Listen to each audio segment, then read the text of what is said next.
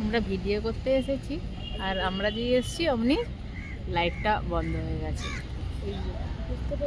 A few moments later. But খোপাই তো বললাম না। ওটা কর। এদিকে করে না, কোন দিকে করে না।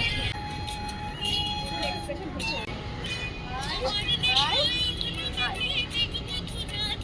ঠিক আছে।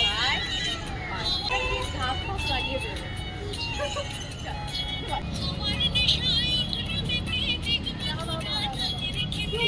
2000 years later. আমার নেশায় উঠল মেতে দিক বধুরা ধানের খেতে রোদের সোনা ছড়িয়ে